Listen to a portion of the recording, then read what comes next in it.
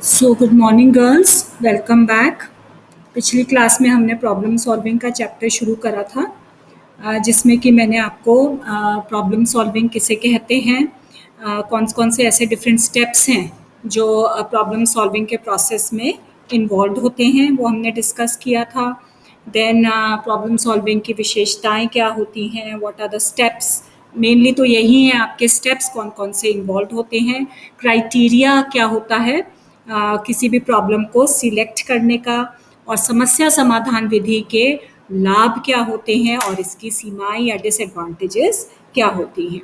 So I hope it is clear to you. So now we come to the next chapter, next topic, sorry, that is called thinking. ठीक है, thinking यानी कि चिंतन से क्या हमारा अभिप्राय होता है, और बेसिकली प्रकारों में चिंतन के विभिन्न प्रकारों का वर्णन करें तो इसमें कन्वर्जेंट और डाइवर्जेंट थिंकिंग हमने डिस्कस करना है। आपके सिलेबस में यही दो टाइप्स ऑफ थिंकिंग है। ठीक है, तो अगर आपका क्वेश्चन आता है कि चिंतन के संप्रत्यय को स्पष्ट करें और चिंतन के विभिन्न प्रकारों का वर्णन करें, तो उसमें भी आपने थिंकिंग के बारे में एक्सप्लेन करना है सारा, और टाइप्स ऑफ थिंकिंग में आपने कन्वर्जेंट और डाइवर्जेंट थिंकिंग के बारे में बताना है। और अगर स्पेसिफिकली आ जाता है कि चिंतन का के संप्रत्यय को स्पष्ट करें और कन्वर्जेंट और डाइवर्जेंट थिंकिंग के बारे में एक्सप्लेन करें या उसको डिस्क्राइब करें, तो आपने कन्वर्जेंट और डाइवर्जेंट ही बताना है। ठीक है, so now coming back to thinking, यानी कि चिंतन क्या होता है। तो जैसे कि हम सबको ही पता है, थिंकिंग एक ऐसी प्रक्रिया होती है, बहुत ही कॉमन टर्म है, सोचना जिसको कहते हैं, चिंतन करना, थिंक करना, जो हर प्रकार के प्राणी में पाई जाती है। परंतु मेन इसका क्या एक कैरेक्टरिस्टिक या विशेषता होती है कि यह अप्रत्यक्ष होता है, यानी कि इसको आप देख नहीं सकते।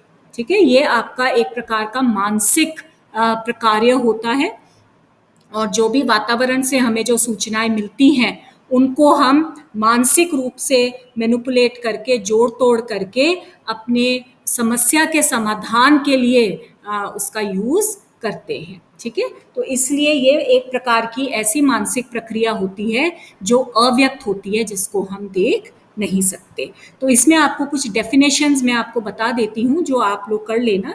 सबसे पहले जैसे कगन और हैवमन की डेफिनेशन है, उन्होंने चिंतन को किस प्रकार से परिभाषित किया है कि यानी कि उनके अकॉर्डिंगली प्रतिमाओं, प्रतीकों, संप्रत्यय, नियमों और अन्य किसी भी प्रकार के मध्यस्थ इकाइयों के मानसिक जोड़ तोड़ को चिंतन कहा गया है। ठीक है, तो यानी कि जो भी हम मेंटल मैनिपुलेशन करते हैं, किसी भी प्रकार के इमेजेस, सिंबल्स, कॉन्सेप्ट्स का, रूल्स का, किसी भी प्रकार के इन कॉन्सेप्ट्स का जो मानसिक जोड़ तोड़ होता है, उसको थिंकिंग कहा जाता है। सिल्वरमैन की डेफिनेशन आप कर सकते हैं। ठीक है, उन्होंने भी यही कहा है कि चिंतन एक प्रकार की मानसिक प्रक्रिया होती है जो हम लोगों को उद्दीपक और जो भी घटनाएं हमारे सामने मौजूद होती हैं हमारे एनवायरनमेंट में, उनके द्वारा हमारे समस्या के समाधान करने में मदद करते हैं, या उनके द्वारा जो भी उद्दीपक या घटनाएं हमारे एनवायरनमेंट में मौजूद हैं, उनको यूज करके हम अपनी समस्या का समाधान करते हैं मानसिक रूप से। ठीक है, एक मानसिक प्रक्रिया। बेसिकली आपको क्या चीज यहाँ पर याद रखनी है कि चिंतन जो होता है एक प्रकार की मानसिक प्रक्रिया है। ठीक है, रॉस ने भी यही कहा है कि थिंकिंग क्या है, एक प्रकार की मेंटल एक्टिविटी है। ठीक है, कॉग्निटिव एस्पेक्ट में उसको हम मेंटल एक्टिविटी भी कहते हैं, या फिर साइकोलॉजिकल एस्पेक्ट में भी ये प्रकार की मेंटल एक्टिविटी ही है।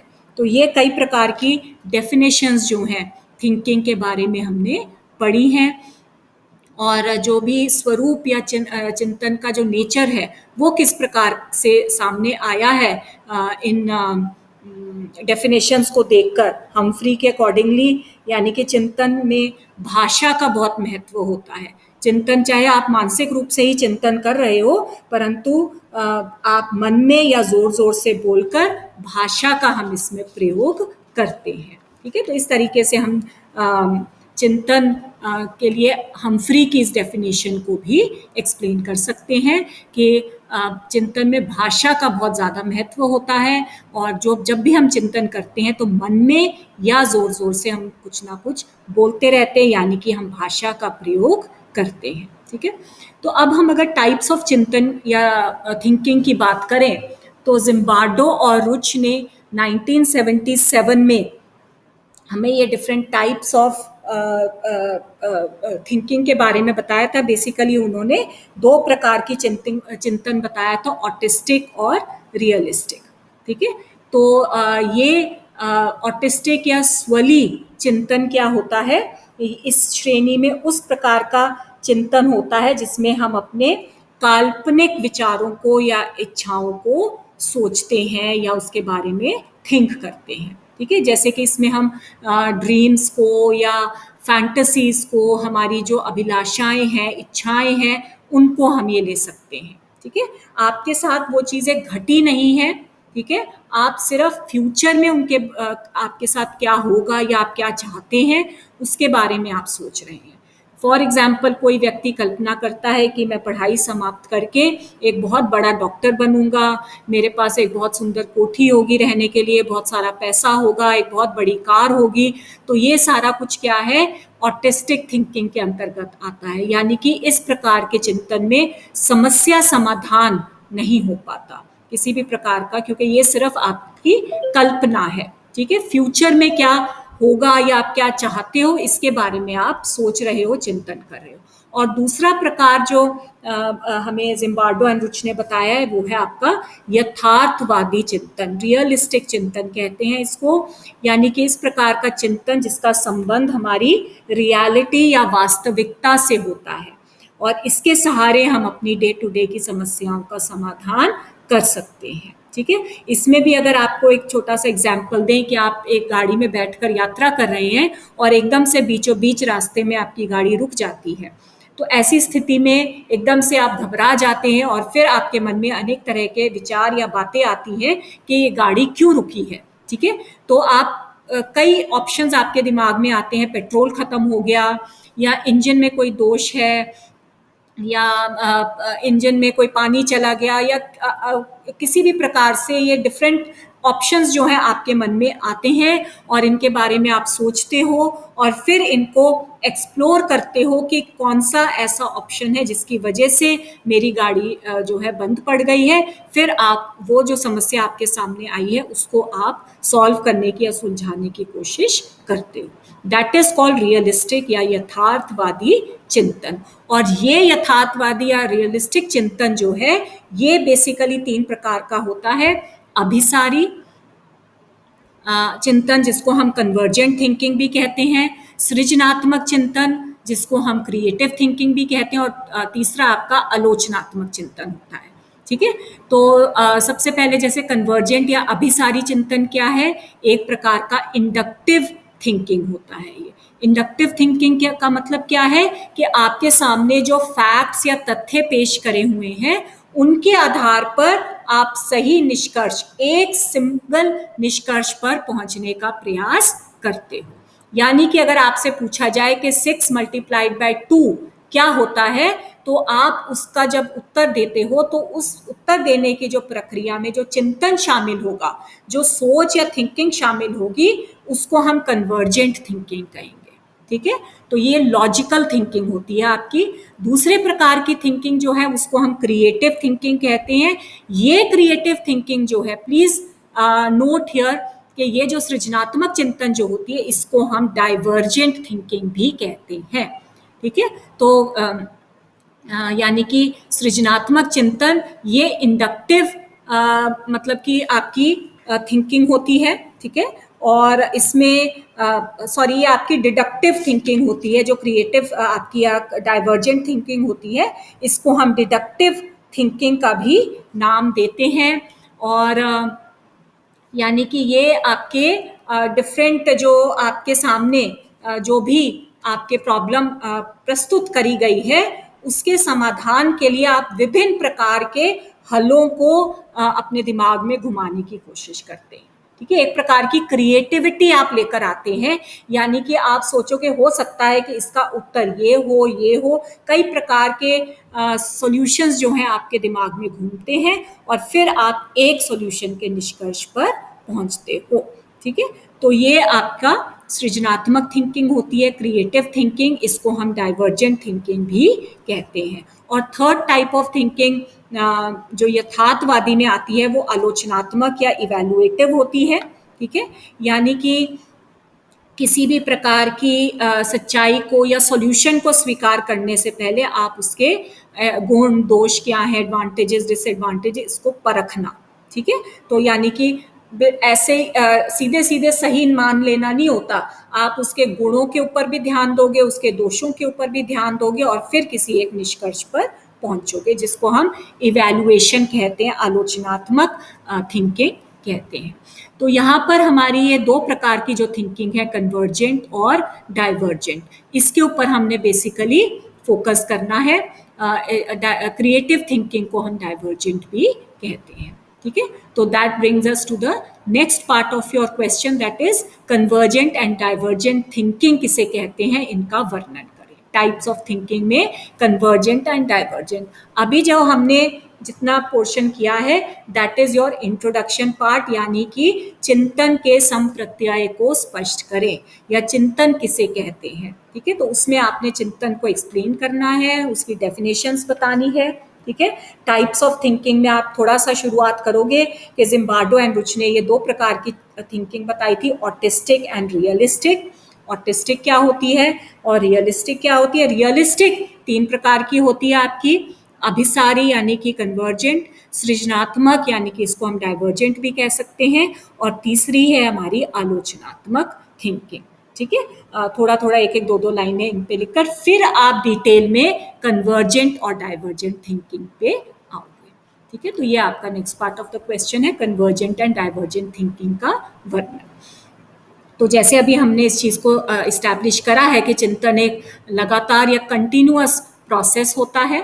ठीक है, ये सिर्फ आपके ब्रेन या हेड तक लिमिटेड नहीं होता, हालांकि अभी मैंने आपको बताया कि ये आपके मस्तिष्क में ही चलता है, परंतु इसमें आपका पूरा का पूरा शरीर इन्वॉल्व हो जाता है। जब भी आप कुछ अपने माइंड में सोच रहे हो, आपका पूरा शरीर उसमें इन्वॉल्व हो जाता है। ठीक है, तो ये आपके दो प्रकार की यहाँ पर चिंतन की या थिंकिंग की को हम डिस्क्राइब करेंगे। सबसे पहले आ जाता है आपका कन्वर्जेंट या अभिसारी चिंतन। ये वो चिंतन है जिसको हम डिडक्टिव थिंकिंग भी कहते हैं। ठीक है, जैसे अभी मैंने आपको बताया कि ये ऐसे प्रकार का चिंतन है जिसमें आप एक प्रकार के हल पर पहुंचने का प्रयास करते हो। कोई भी समस्या आपके आगे आती है, आप उसका एक हल ढूंढने का प्रयास करते हो। जैसे आपको ये पूछा जाए कि 6 × 2 का क्या उत्तर आएगा, तो आप जो भी प्रक्रिया आपके दिमाग में चलती है उसको हम अभिसारी चिंतन कहते हैं। ये यथार्थवादी या रियलिस्टिक चिंतन का मेन पार्ट होता है कन्वर्जेंट थिंकिंग। ठीक है, तो कन्वर्जेंट थिंकिंग में कौन कौन सी ऐसी तथ्य शामिल होते हैं। ठीक है, ये जनरल टू स्पेसिफिक चलता है। जो आपका अभी सारी चिंतन जो होता है जनरल यानी कि सामान्य से विशिष्ट की तरफ चलता है। फॉर एग्जाम्पल, आप सबसे पहले जनरल एक आपके सामने एक वाक्य आता है कि सभी व्यक्ति मॉर्टल होते हैं या सभी व्यक्तियों की मृत्यु होगी। ठीक है, जो भी प्राणी है उसकी मृत्यु होगी, ये जनरल एक स्टेटमेंट है। फिर जनरल से आप थोड़ा सा स्पेसिफिक पे आते हैं कि सुकरात या राम रहीम कुछ भी एक प्राणी है।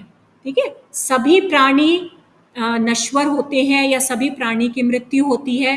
सेकंड स्टेटमेंट है कि राम एक प्राणी है, और तीसरा फिर एक विशिष्ट या स्पेसिफिक हो जाएगा, इसीलिए राम नश्वर है, इसीलिए राम की मृत्यु होगी। तो इस प्रकार के चिंतन को हम कन्वर्जेंट थिंकिंग कहते हैं, यानी कि सिर्फ एक समाधान, सभी व्यक्ति नश्वर होते हैं, सुकरात एक व्यक्ति है तो सुकरात भी नश्वर है, बस दैट्स इट। आप इसमें और कोई हल नहीं है। हो सकता है सुकरात कि मृत्यु ना हो सकता है सुकरात इमॉर्टल हो, ऐसा कुछ नहीं आपके दिमाग में आएगा। ठीक है, तो इस प्रकार की चिंतन जो कन्वर्जेंट थिंकिंग होती है उसमें सिर्फ एक समाधान होता है जो कि आपको सही लगता है, ये तर्क संगत भी हो सकता है, ठीक है, परंतु जरूरी नहीं है कि आप इसके बारे में कन्विंस हो। आप इसके ऊपर पूरी तरीके से विश्वास रखो, पर इसके अलावा कोई और आप हल नहीं ढूंढोगे। ठीक है, तो यानी कि अभिसारी या कन्वर्जेंट थिंकिंग एक ऐसा सोचने का ढंग होता है जिसमें विभिन्न प्रकार की उपलब्ध सूचनाओं का प्रयोग करके आप सिर्फ एक निष्कर्ष पर पहुंचते हैं, एक कंक्लूजन पर पहुंचते हैं। डिफरेंट टाइप ऑफ सूचनाओं को यूज करेंगे आप।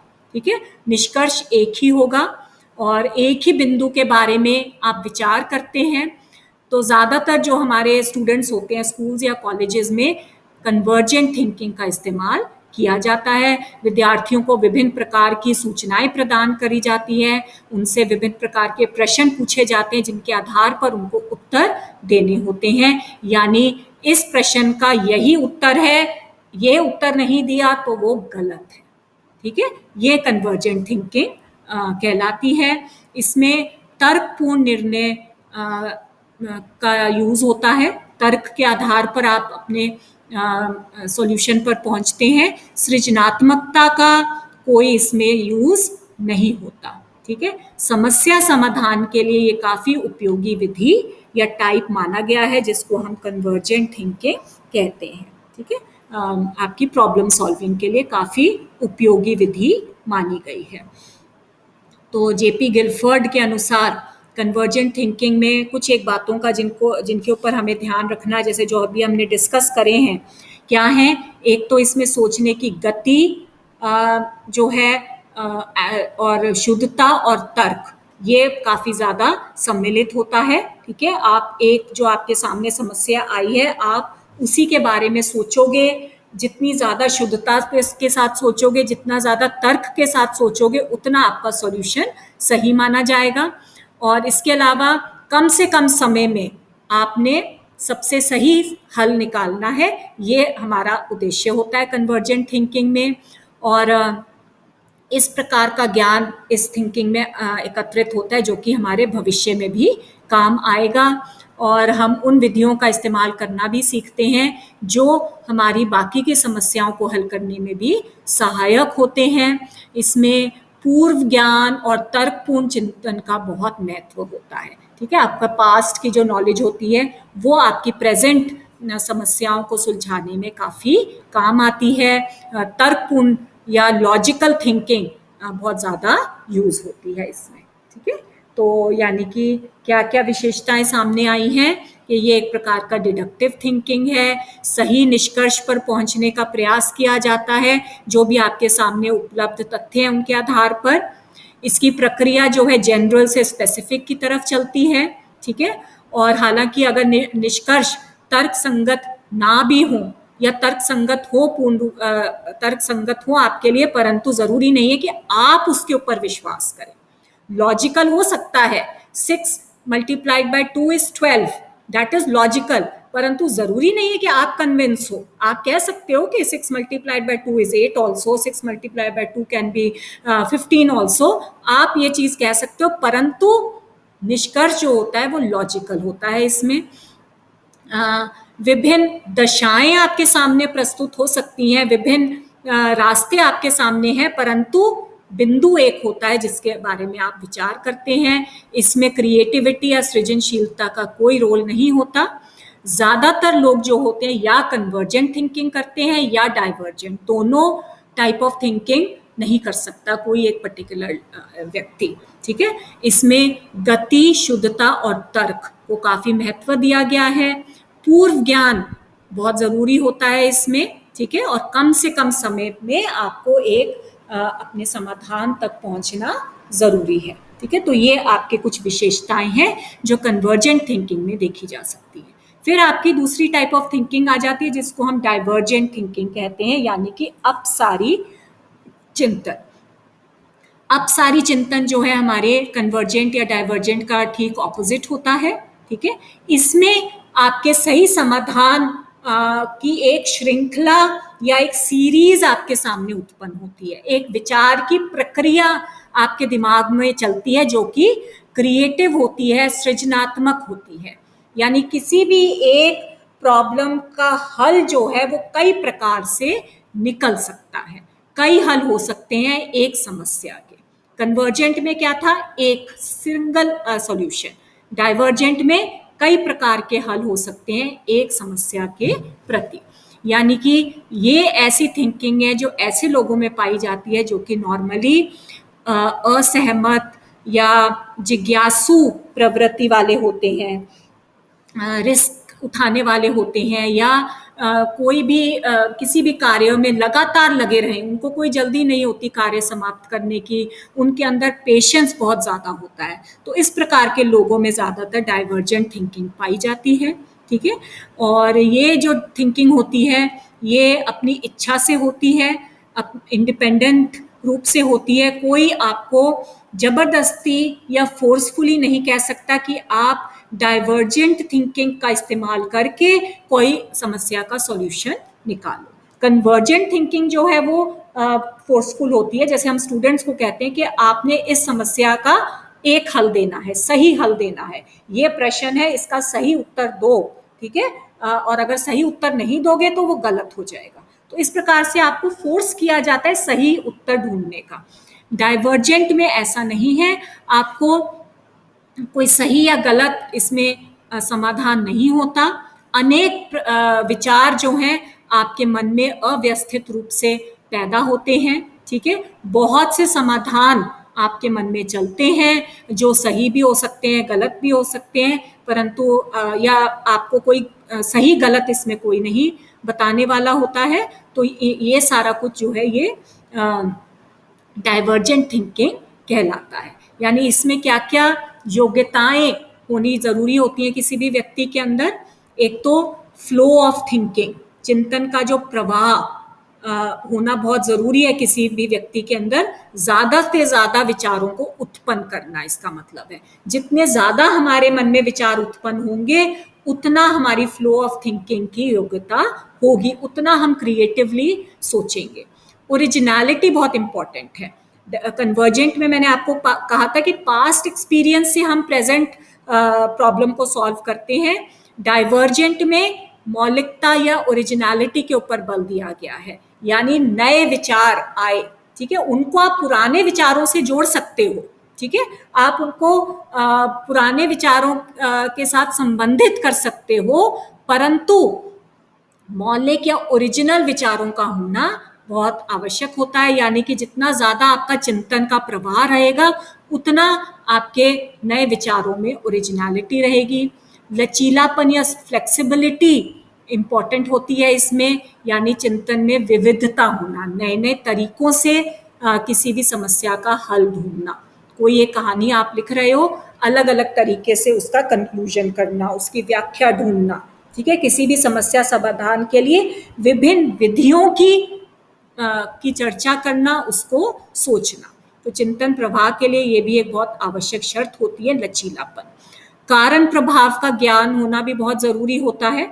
किसी भी घटना का कारण क्या है और उसका परिणाम जानने की आप कोशिश करते हैं। इसमें व्यापकता भी एक बहुत इंपॉर्टेंट योग्यता है ना। यानी कि किसी भी नए विचार को विस्तार से खोजना, उसकी गहराई में जाकर उसको समझने की क्षमता, ये बहुत इंपॉर्टेंट होती है। डाइवर्जेंट थिंकिंग में पूर्ण व्याख्या करना, समस्याओं को फिर से समझना। आपने बहुत सारे आपके पास हल हैं, आप हर हल को बार बार थिंक करते हो, ओवर थिंक करते हो और फिर एक हल पर पहुंचते हो, ठीक है।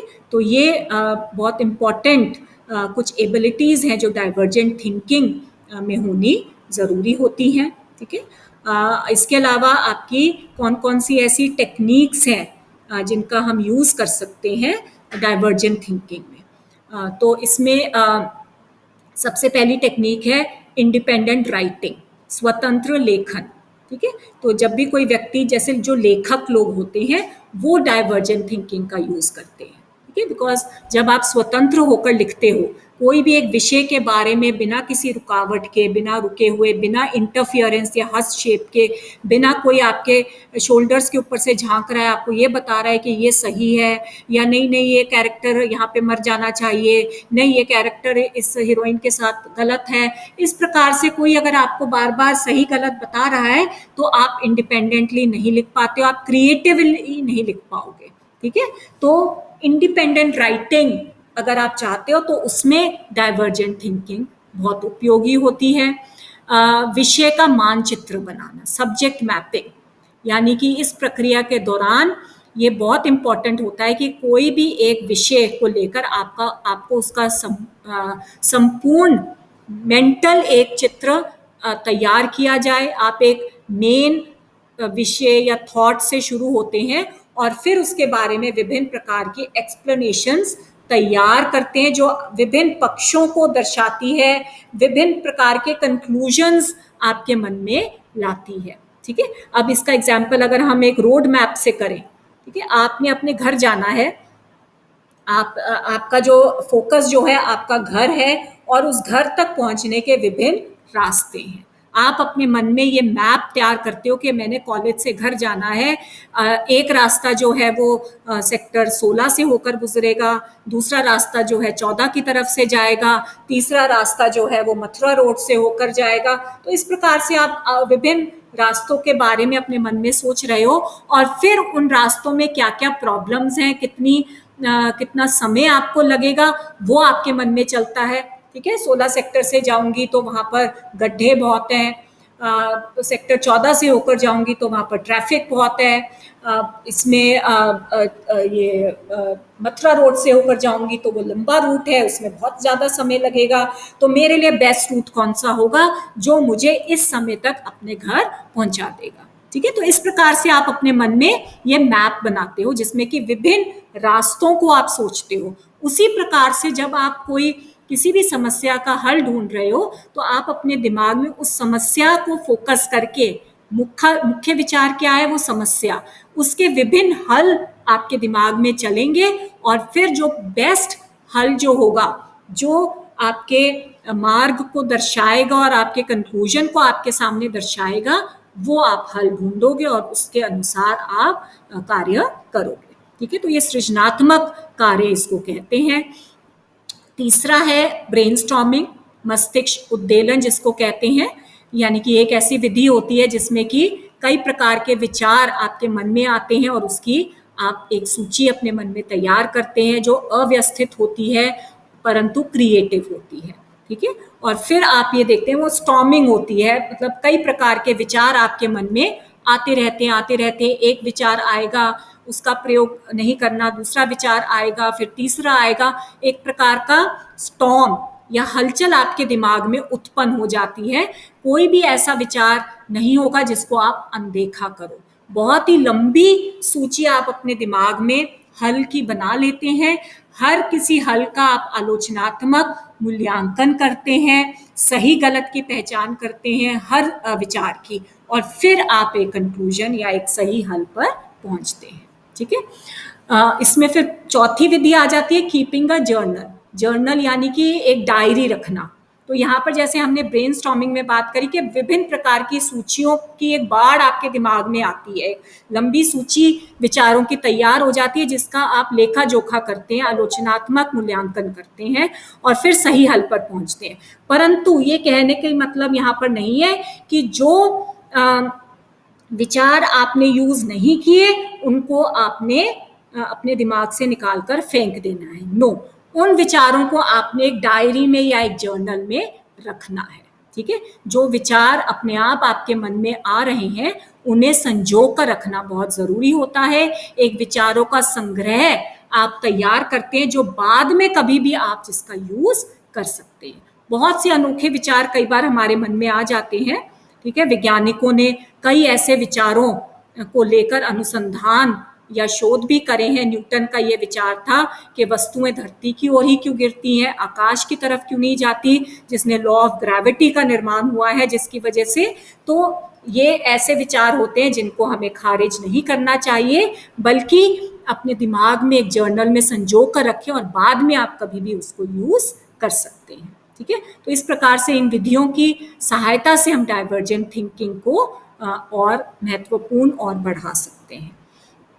तो ये थी आपकी कन्वर्जेंट और डाइवर्जेंट थिंकिंग। अब इन दोनों में अंतर, एक कंक्लूजन के तौर पर इन दोनों में अंतर हम लिख सकते हैं। ठीक है, क्या अंतर है, कन्वर्जेंट थिंकिंग क्या क्या है, जस्ट एक आप समराइज करने के आधार पर कि इसमें किसी भी एक समस्या का एक सबसे एक और उचित हल होता है जिसके बारे में आप सोचते हैं। अभिसारी चिंतन में बुद्धि का बहुत महत्व होता है, तर्क का बहुत महत्व होता है, पूर्व ज्ञान का आप यूज करते हैं प्रेजेंट की समस्या के समाधान के लिए। इसमें इंडक्टिव थिंकिंग का यूज होता है और ये जो सबसे ज्यादा उपयोगी या उपयुक्त विचार है उसको पहचानने के लिए बहुत आवश्यक होता है। जबकि डाइवर्जेंट थिंकिंग की अगर हम बात करें तो ये ऐसी थिंकिंग होती है जिसमें कि आप एक समस्या के बारे में विभिन्न कोणों से सोचते हैं, अलग अलग प्रकार के हल खोजने की कोशिश करते हैं। ठीक है, इसमें बुद्धि के साथ साथ हमारी पर्सनालिटी या व्यक्तित्व का भी बहुत महत्व होता है। इसमें तर्कना इतनी ज़्यादा नहीं होती, इस चिंतन में नए विचारों का निर्माण होता है, पूर्व ज्ञान का आप इसमें यूज कम करते हैं। इस प्रकार की चिंतन को हम डिडक्टिव थिंकिंग कहते हैं और ये चिंतन जो है विचारों की एक श्रृंखला उत्पन्न करने के लिए बहुत जरूरी है, ऐसी श्रृंखला जिनके बारे में आप गहराई तक व्यापक तौर पर आप खोजबीन कर सकें। ठीक है, तो इस प्रकार से हम ये कह सकते हैं, कोई ये नहीं है कि डाइवर्जेंट थिंकिंग बेहतर है या कन्वर्जेंट थिंकिंग बेहतर है। इट डिपेंड्स कि आप किस प्रकार का कार्य कर रहे हैं, कौन सी जॉब है या फिर आप किस तरह का आपका जो समस्या जो है वो आपकी किस तरह की है। ठीक है, तो उसमें आप कन्वर्जेंट थिंकिंग का यूज करें या divergent, it depends upon your personality also. So I hope it is clear to you girls. ये क्वेश्चन यानी कि चिंतन किसे कहते हैं और चिंतन के विभिन्न प्रकारों का वर्णन करें, या फिर चिंतन किसे कहते हैं, कन्वर्जेंट और डाइवर्जेंट चिंतन का वर्णन करें। ठीक है, तो इसमें आपका बेसिकली दो प्रकार की चिंतन आपने यहाँ पर डिस्कस करने हैं, convergent and divergent thinking. So I hope it is clear to you. Thank you so much.